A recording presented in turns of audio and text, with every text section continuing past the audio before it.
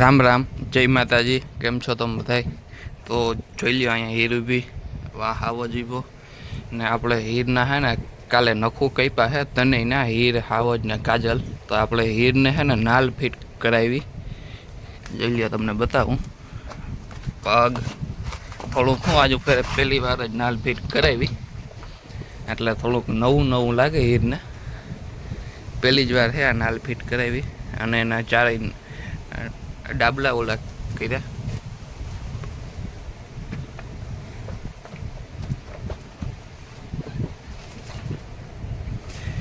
કાલે હું રાતે ઓલું તો કરતા હતા ને એટલે એના હિસાબે વિડીયો ન બની શક્યો. તો એ જોઈ લ્યો છે, તમને બતાવું જોઈએ. હાલ થોડીક બીએ છે એને એમ કે પાછું કંઈક કરે છે. પગ ના દીકરા જોઈ લ્યો. એ નહીં નહીં, બસ બસ. તો જોઈ લ્યો આવા આવા જ નહીં બતાવું. એને નાલ ફિટ નથી કરી, ખાલી હીરને એકને કરી. જોઈ લ્યો એના ડાબલા બનાવ્યા. આના તો ઓછા ઓછા કાપ્યા છે કેમ કે ઊભા ડાબ છે ને એના હિસાબે.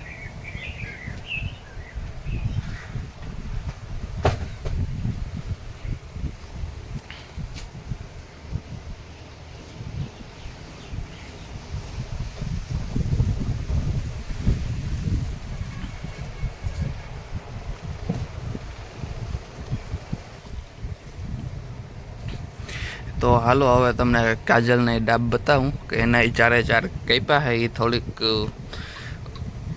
મસ્તી કરતી હતી. આગળના તો કાપવા દીધા હતા, પાછળના કાપતા હતા ને ત્યારે થોડીક. તો હાલો એ તમને બતાવું.